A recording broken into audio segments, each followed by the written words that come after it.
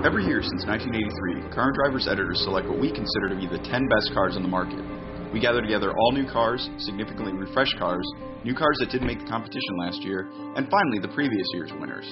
Then we spend a week driving, evaluating, discussing, and arguing about our favorites. It's just a 90s car. I think a lot of it comes from the fact that you're listening to a really horrible Dr. That is a spastic car. It is a spaz. I think it's predictable. I think that when it steps out, it's totally catchable. The wheelbase is long enough. Our 10 best cars are just that. Our 10 favorite cars under our $80,000 price cap. We figure if it's over $80,000, it better be great. Affordable greatness is much harder to find.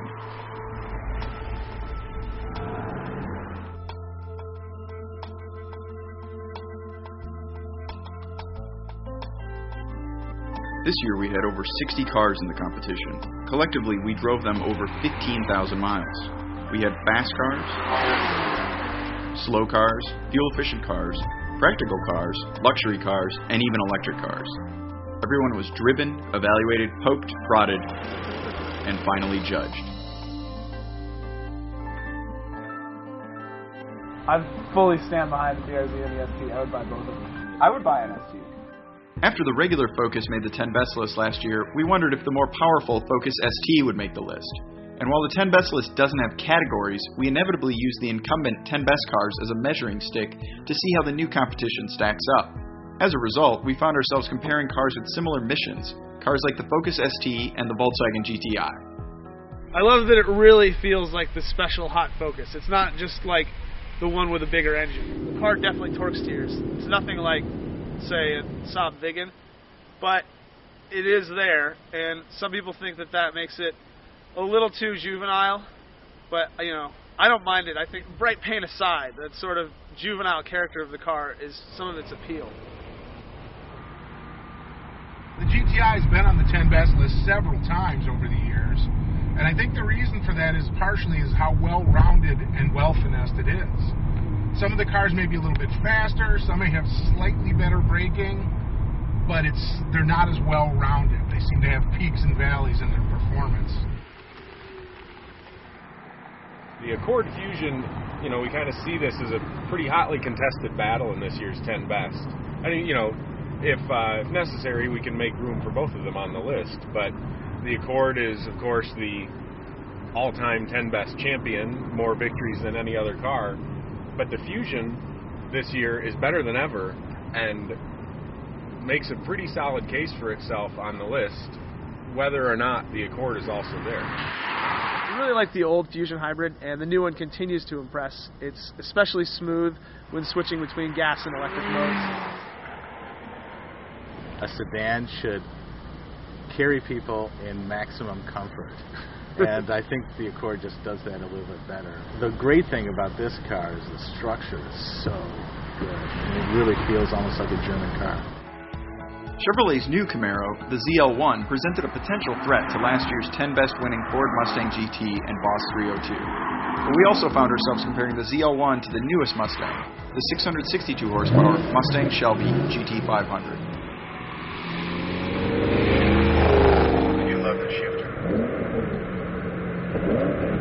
Nice and tight, good action, short throws, and pretty kick-ass shift up.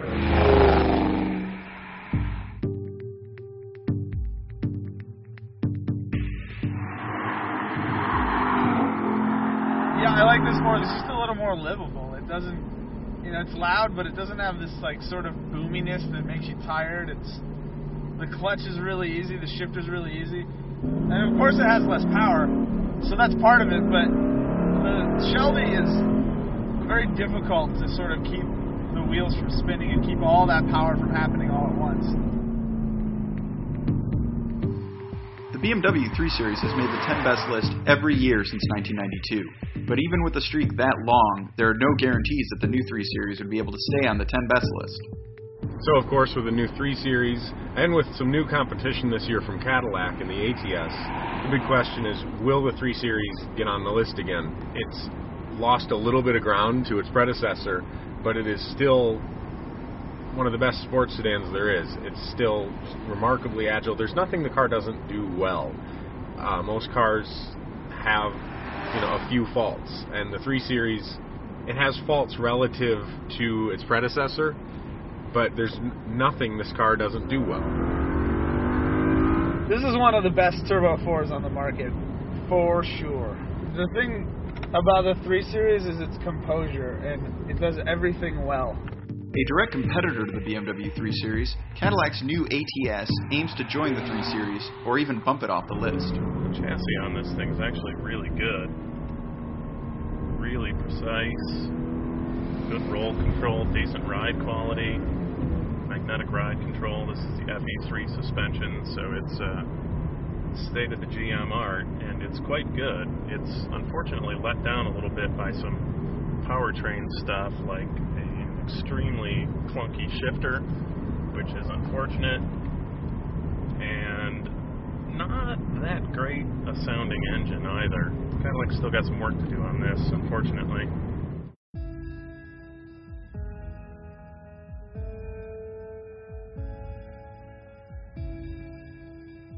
After a week of testing, after all the arguments are exhausted, after all the donuts are gone, after we fill up our notepads, each editor is given a ballot and asked to give each car a score from 1 to 100.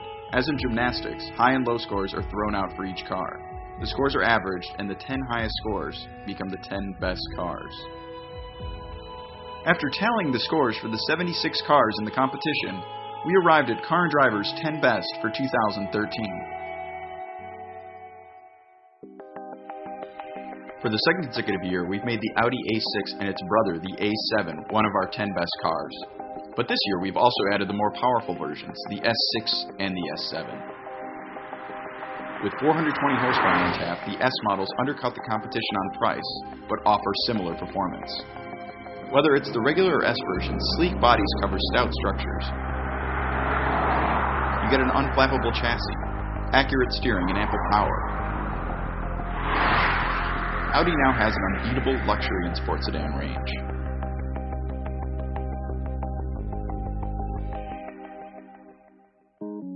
The redesigned BMW 3 Series returns to our 10 best list for the 22nd time. Recent comparisons and our 10 best test revealed that the 3 Series didn't win as easily as it did in its previous generation, but it nevertheless delivers one of the most complete automotive packages on the market.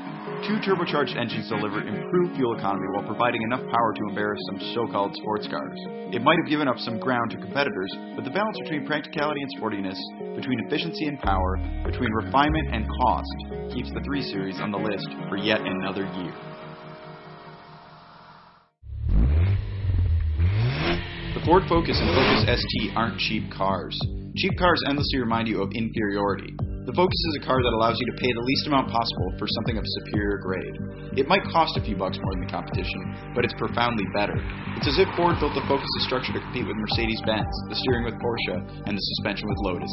Sure, Ford might not have hit every mark, but the reach upward lifts the Focus away from its competition. This year, we added the 252 horsepower Focus ST to the list. It's like a younger, louder, and hungrier Volkswagen GTI, and we fell hard for it. But even the lowliest Focus is suffused with character and quality, far above its price. The Ford Mustang GT and Boss 302 returned to the 10 best list for 2013. It was by no means unanimous. Our European editor called the Mustangs wasteful, crude, unsophisticated, and automotive caricature of America. So when the polls opened, the rest of us voted for the Mustang's combination of power, performance, style, and value. The Mustang does more with less, can show up the European blue bloods, and is all about fun. Maybe that's what our European editor meant to say.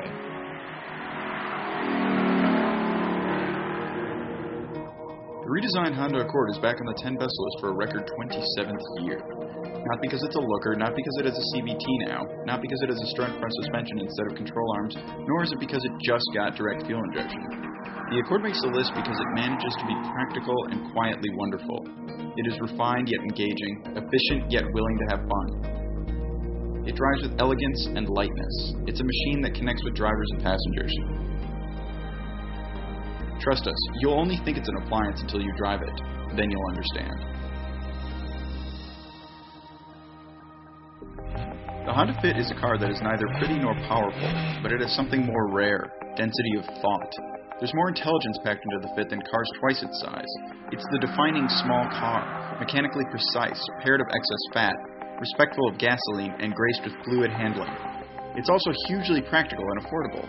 Like a genie's lamp, it's small on the outside and cavernous inside. We'd like a bit more than the 117 horsepower, and we deem the electric version to be too expensive to make the 10 best list. But the Fit's every component hums the song of high-quality machinery, and that has seduced us yet again. The Mazda MX-5 Miata remains on our 10 best list for the 8th straight year because it shows how engineering rightness can transcend performance figures. The 167 horsepower engine is merely adequate, and the limits aren't that impressive by sports car standards. What keeps the Miata triumphant is not raw performance, but a balanced chassis that communicates every nuance to the driver through perfectly calibrated controls. And it makes the delights of a sports car and the freedom of a roadster affordable.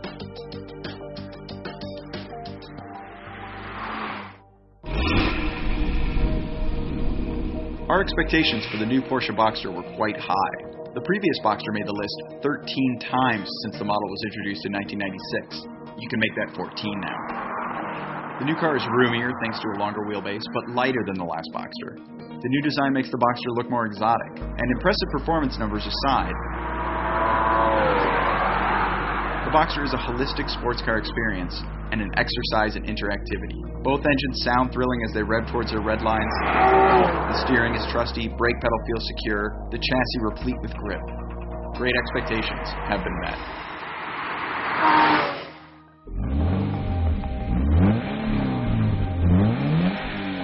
The differences between the Subaru BRZ and the Scion FRS amount to some exterior colors and trim. Consequently, we consider them to be the same car. Now, a few editors criticize the lack of refinement as buzzy, noisy shortcomings. We all heard the buzzing, but it's merely a reminder that chassis development took the lead during this car's gestation. The steering communicates, it feels live, and the chassis ebbs and flows through understeer and oversteer better than some more expensive sports cars. Whether you drive the Scion or the Subaru, they both have a large helping of sportiness at a small price.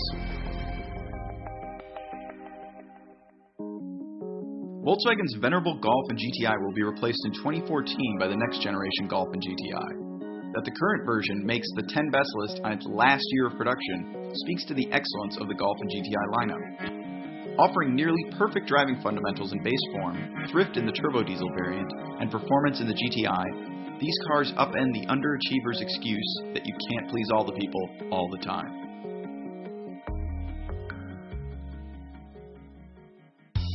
And there you have it, the 10 best cars for 2013. Tell us about yours in the comments below.